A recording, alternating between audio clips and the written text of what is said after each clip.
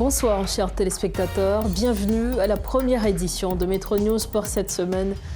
Au sommaire de ce lundi, nouvelle attaque de bandits contre le Palais National. Un policier de l'unité de sécurité du Palais National USGPN a été blessé par balle. Un blindé de la PNH a été également incendié lors de cet assaut qui a été repoussé par les forces de l'ordre. La mise en place du Conseil présidentiel est toujours dans l'impasse. Les représentants des partis concernés n'arrivent pas à trouver une formule pour élire le président du Conseil. Parallèlement, les gangs se sont alliés pour attaquer. Et puis toujours en politique, des dirigeants de partis et des acteurs de la société civile plaident en faveur du choix d'un juge de la Cour de cassation pour diriger la transition et mener le pays vers des élections. Alors que l'accord du 21 décembre est représenté au Conseil présidentiel, le SDP prend position contre un gouvernement collégial.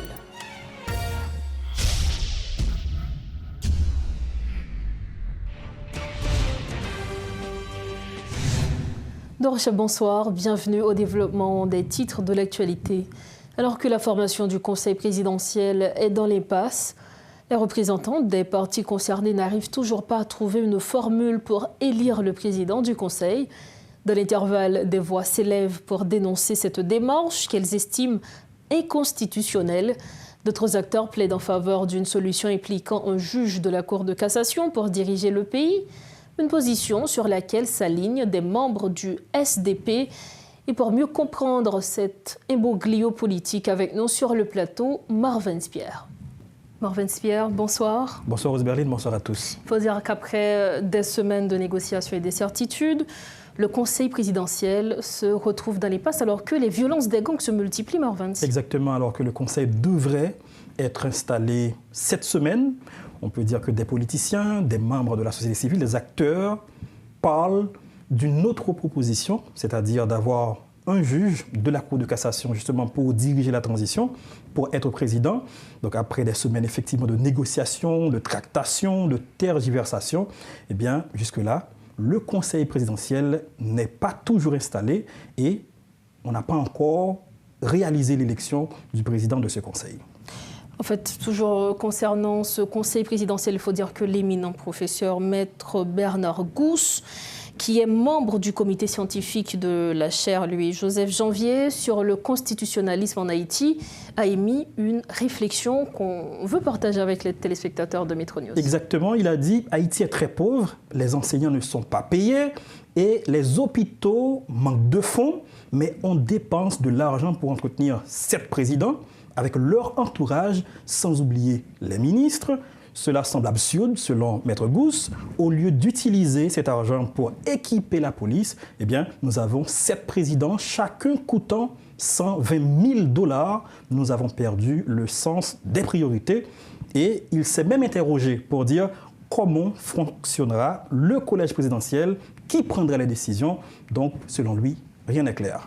Alors, il faut dire que plusieurs acteurs politiques qui parlent de la proposition de la désignation d'un juge à la Cour de cassation évoquent l'article 149 de la Constitution amendée. Que dit cet article, Marvin? Alors, l'article 149 de la Constitution de 1987 amendée dit, en cas de vacances présidentielles, on parle du président de la République, soit par démission, destitution ou décès, dans le cas de Jovenel Moïse qui a été assassiné chez lui, en cas d'incapacité physique ou mentale, permanente, dûment constatée, eh bien c'est le Conseil des ministres, sous la présidence du Premier ministre, qui doit exercer le pouvoir exécutif jusqu'à l'élection de notre président. Mais, dans ce cas-ci, on parle du décès du président, notamment le scrutin pour l'élection d'un président ne doit pas se faire dans un intervalle éloigné.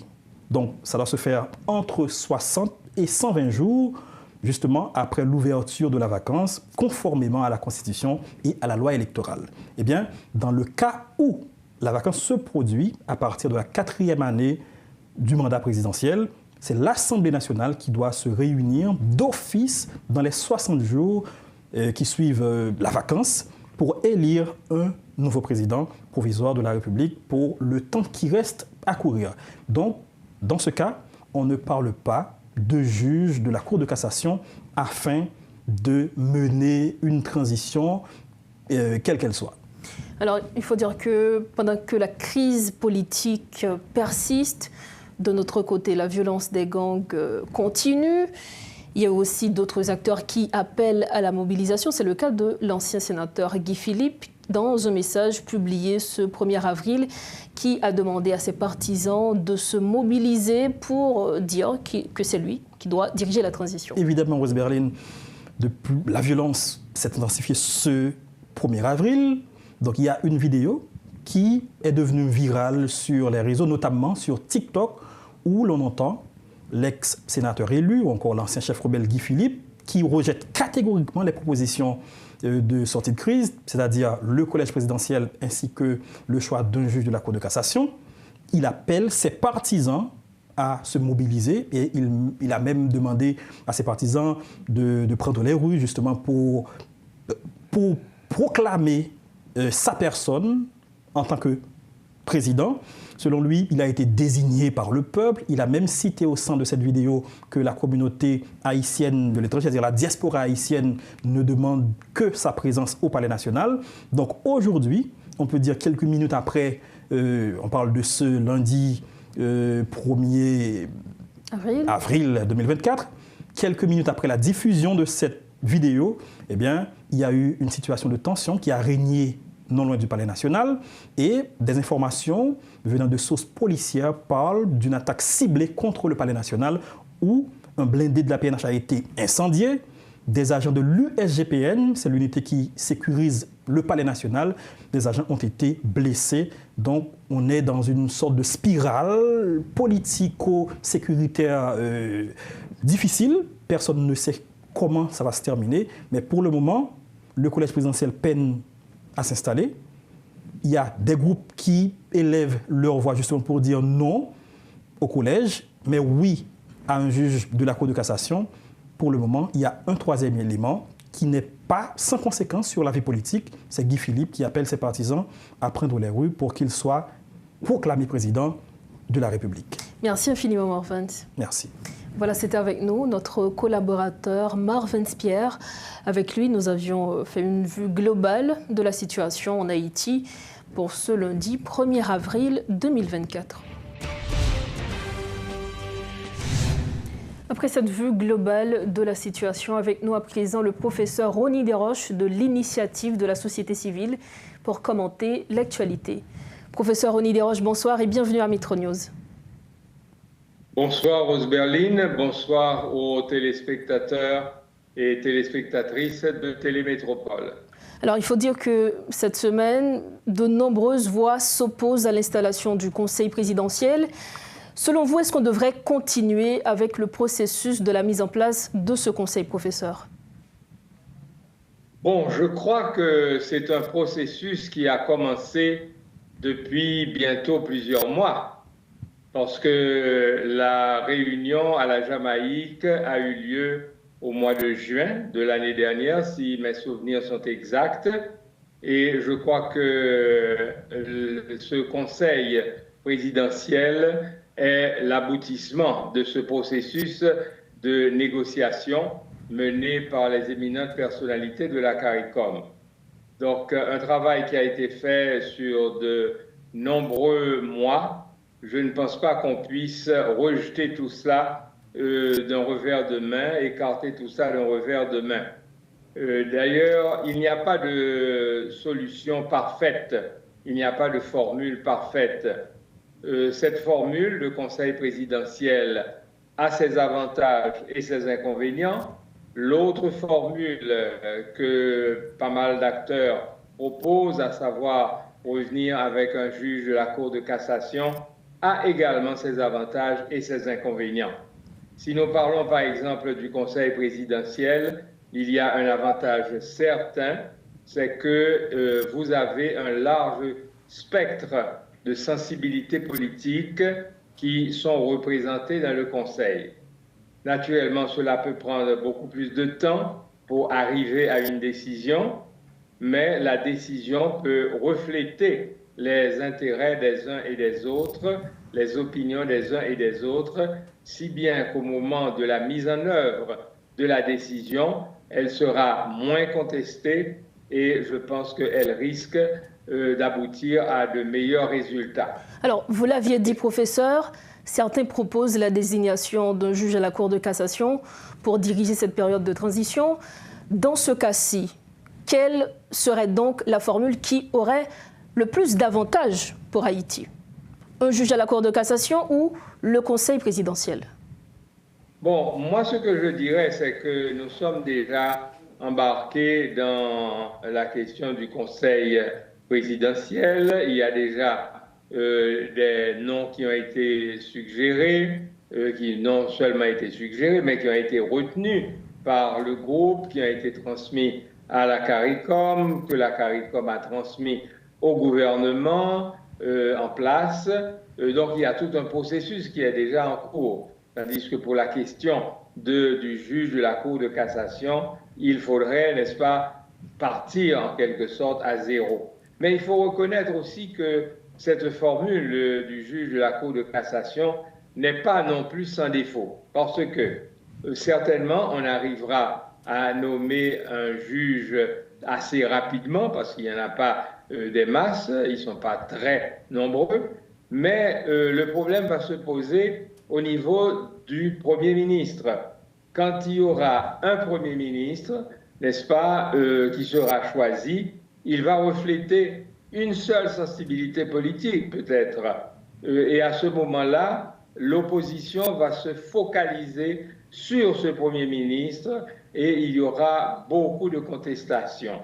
Donc, là où on peut avoir une certaine rapidité dans la nomination du président, on risque d'avoir une forte opposition parce que le personnage qui sera choisi comme Premier ministre va en quelque sorte cristalliser sur lui-même toutes les oppositions et ça risque de ne pas faciliter le processus. Alors, professeur, il y a également aujourd'hui un autre acteur qui n'est pas forcément le moindre en ce moment. Donc, on parle de l'ancien sénateur Guy Philippe qui, dans un message publié ce 1er avril, a dit qu'il a été choisi pour diriger la transition. Qu'en pensez-vous? Quelle est votre compréhension par rapport à cela? Bon, je crois que ça fait déjà un moment que le nom de M. Guy Philippe a été évoqué. Et je n'ai pas entendu sa dernière déclaration, sa dernière sortie, mais je pense que ce n'est pas une solution recommandable pour la bonne raison que M. Guy Philippe a été condamné par la justice américaine. Il a reconnu ses fautes, il a plaidé coupable, puisqu'on lui a reproché trafic de drogue, blanchiment d'argent, etc. Donc, je ne pense pas que ce serait une bonne chose pour le pays d'avoir à sa tête quelqu'un, n'est-ce pas, qui vient tout juste d'être condamné. On peut parfois être réhabilité, n'est-ce pas, au niveau pénal, mais pour cela, il faut un certain temps. Dans la justice haïtienne, il faut compter au moins 5 ans pour qu'on puisse introduire une procédure en réhabilitation au niveau pénal. Donc, je pense que ce n'est pas une solution qui serait recommandable. D'ailleurs, ça entraînerait énormément de problèmes avec l'un de nos puissants voisins, à savoir les États-Unis, et certainement avec la communauté internationale en général, où les problèmes de drogue et de blanchiment d'argent créent énormément de difficultés. Alors, comme dernière question, professeur, alors que la crise politique persiste, de notre côté, il y a également la violence des gangs. Et selon plusieurs observateurs, les gangs aujourd'hui devraient faire partie de la solution. Votre avis pour terminer, professeur? Bon, je ne pense pas que les gangs doivent faire partie de la solution politique, n'est-ce pas, pour la constitution du pouvoir. Parce que là encore, c'est le même problème. Vous avez des gangs, des bandits qui ont commis des crimes de droit commun il y a énormément de gens qui ont souffert, soit de kidnapping, soit de déplacement, soit de l'assassinat des membres de leur famille, etc. Je pense par contre qu'il y a peut-être une négociation qui peut être faite en ce qui concerne le sort que la société haïtienne et l'État haïtien, n'est-ce pas, leur réserve. Dans des situations de ce genre où il y a eu des exactions massives, n'est-ce pas, il y a un certain mécanisme qui existe, comme la justice transitionnelle, une justice qui prévoit des procès, qui prévoit des jugements, qui prévoit des sanctions, mais qui peuvent considérer certaines circonstances particulières. Il y a également toute la question des réparations pour les victimes, ceux qui ont été victimes, mais le but ultime du processus de justice transitionnelle, c'est une réconciliation de la nation avec elle-même. Je pense que comme ceci a été fait en Allemagne, au Rwanda ou ailleurs, eh bien, c'est une question qu'on peut envisager, mais il n'est pas question qu'il fasse partie du pouvoir. Il n'est pas question non plus que tous les crimes qui ont été commis soient effacés, n'est-ce pas, et soient abandonnés, abolis. Ils ont quand même des comptes à rendre à la société, même si certaines considérations peuvent être faites et un appel aussi peut leur être lancé pour déposer les armes. Il n'est pas question qu'ils fassent donc partie de la solution. Merci infiniment, professeur Rony Desroches, d'avoir été avec nous. C'est un plaisir. Pour nous aussi, merci encore. Voilà, c'est avec nous le professeur Rony Desroches de l'initiative de la société civile. Il était notre invité pour commenter l'actualité de ce lundi 1er avril 2024. Merci de votre fidélité à Métro News. On parle encore politique, où le président du Grand Rassemblement pour l'évolution d'Haïti, GRÉ, exprime ses préoccupations par rapport à la situation actuelle du pays. Invité à la rubrique Le Point de Métropole ce lundi, le colonel Himmler Ebu a affirmé que le Conseil présidentiel ne pourra pas sortir le pays de la crise. Au contraire, cette structure risque, selon lui, de l'aggraver davantage. Le leader du GRÉ se positionne de préférence en faveur d'un choix d'un juge à la Cour de cassation pour prendre les rênes du pouvoir. Ses explications. Donc, ni acteur CARICOM, ni acteur haïtien, rété à l'idée collège présidentiel là. Mais le collège présidentiel avait un seul objectif, c'est évacuer Ariel Henry et mener une gestion harmonisée et tranquille du pouvoir avec lui. Le docteur Ariel Henry vient sortir dans le picture là, c'est une donnée qui changeait. Parce que le collège présidentiel maintenant, plus gravement, il vient mettre avec 7 personnes, il vient un bagage qui pas jamais cap gérer au départ.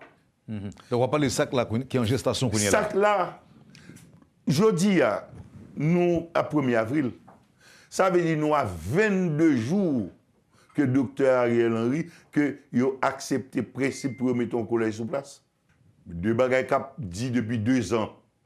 Donc logiquement tout document pour te faire le fait, t'es préparé. Est-ce que c'est ça qu'il faut parler des dangers de la situation actuelle?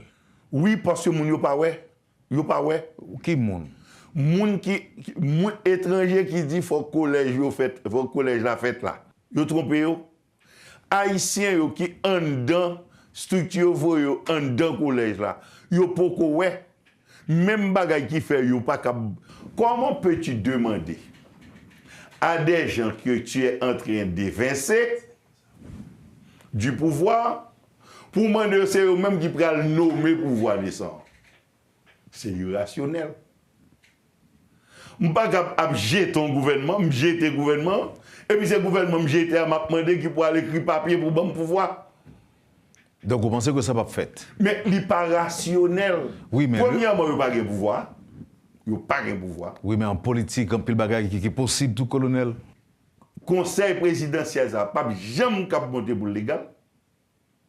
Parce que c'est là, Blanc encore, Blanc lui-même, il pas à faire erreur pour dire bagarre taché d'illégalité. L'arrêté est nul au départ. Au départ, l'arrêté est nul. Donc, l'égalité a cherché à yo, pas qu'à gagner le côté pour chercher là. Colonel. C'est un coup d'État, c'est un coup d'État. Nous, nos situations de coup d'État que nous pas accepter. Un coup d'État, c'est une chute brutale, imprévue d'un gouvernement qui fonctionnait. Et qui est-ce qui a assumé le coup d'État, ça, je dis là? C'est ça, et ça pour nous faire, oui. Oui, mais qui est-ce qui va le faire? C'est ça, nous, qui saura comment c'est passé. Parce que le conseil a bloqué, il n'est pas capable d'avancer. Il n'est pas bloqué. Le 11 mars, moi, été d'où l'a bloqué. Et le pot bloqué, pièce pour bloquer, c'est qu'on y a cherché. Ils se sont découverts. Groupe Moun 21 décembre. Et madame, non, Timette là. Ils ont fait écrit. On y a essayé, non seulement que je rentrer dans le bicéphale là. Ils ont fait écrit CARICOM pour dénoncer Jean Bicéphale la fête là, pour faire bicéphale par eux. Qu'on y a autant depuis les 11. M'a dit, seule solution au problème, c'est un coup de cassation pour nous aller. Pour dire qui ça voulait faire, il y aurait écrit CARICOM matin. 21 décembre, puis cassation va se mouiller. Mais comme on appelle les politiciens véreux, ils ont couru plonger par en bas pour c'est eux même qu'à promouvoir le coup de cassation pour râler magistrat Lebrun, ils ont mis le président et puis ils ont dit après nous, c'est nous. Puis bagay tout banda où est monsieur Bandio a taillé là, c'est parce que l'État est couché, est en train de ronfler, l'État ne s'est pas encore mis debout. L'État Ariel Henry qui cache côté lié à qui côté lié à nous pas contre qui situation cap essayer voyer papier pour le voyer dans moniteur bail pour nommer monde ou un gouvernement tomber puis le gouvernement cap nommer président comment ça comme bon est-ce que c'est bail qui échappe à la logique primaire non il faut que ces responsables prennent leur courage à deux mains informer nous faire sans étranger non faut étranger informer et moi qu'on est matin là il a informé qui ça fait pour faire de façon pour nous débloquer le pays en prenant un juge parmi les juges régulièrement nommés à la Cour de cassation qui prêtait serment bon bralou. Mais qu'est-ce pour qui prendre? Qu'est-ce pour prendre juge ça? Qu'est-ce pour pas une structure qui est liée pour sécuriser l'État? Le parti politique Les Engagés pour le Développement rejette les propositions renvoyant à la Cour de cassation pour assurer la nouvelle transition politique en Haïti. Le secrétaire général du département de l'Ouest de Hédé dénonce des manœuvres du gouvernement démissionnaire de rester aux commandes du pouvoir. Richelieu Simonville appelle donc le Premier ministre intérimaire, Patrick Boisvert, à publier incessamment les noms des membres du Conseil présidentiel au journal Le Moniteur. Ses propos. Proche pouvoir, de moun gen nan pouvoir qui joue d'impunité, de corruption, de criminalité, yo pas le régénérer tête sur l'autre forme encore. Nous clair sur ça. Nous pas bail opportunité avec aucune couche pour venir régénérer tête. Et dans la bataille, ça nous est là, je dis, nous avons une bataille d'engagement, une bataille de sérénité, une bataille de sincérité. Et classe politique, là, claire sur ça.